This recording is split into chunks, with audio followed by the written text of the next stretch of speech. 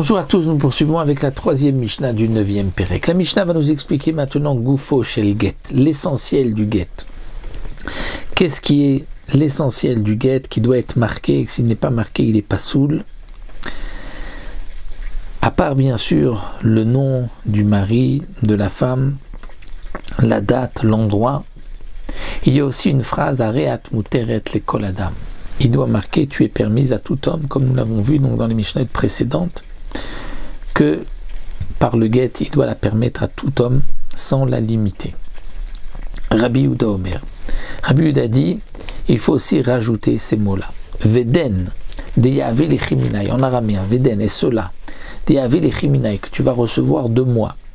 Sefer Teruchin, c'est un livre, un shtar, Teruchin de Gerushim, donc de divorce, Veigeret Shibukim, et une lettre Shibukim de Shavik, c'est-à-dire que je te laisse par cela, donc des synonymes de divorce, Veget Piturim, mais un acte Get Piturim de Patour, où elle est donc dire terme patour ici, c'est-à-dire généralement acquittée, c'est-à-dire qu'elle va être ici, patourine, on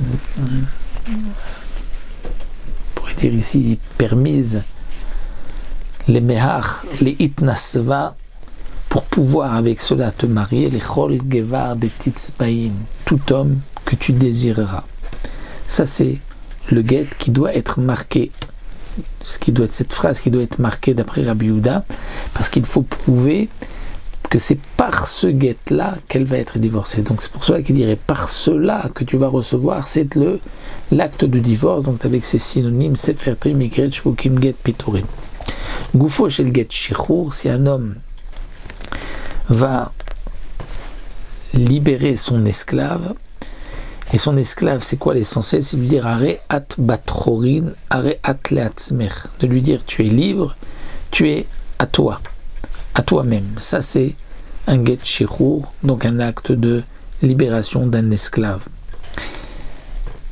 Que ce soit donc pour un homme ou pour une servante Amaïvria. Et comme dit le Barthénora, si on ne précise pas dans le Get que c'est donc par ce Get-là qu'il va divorcer, on pourrait croire que c'est par une parole qu'il va la divorcer et que le shtar, le papier, n'est qu'une preuve qu'il y a eu un acte de divorce. C'est pour cela que pour Rabbi Yehuda, il faut que ce soit marqué que c'est par ce Get-là qu'il divorce et non pas que c'est par sa parole qu'il divorce et que le Get est simplement une preuve qu'il y a eu un divorce.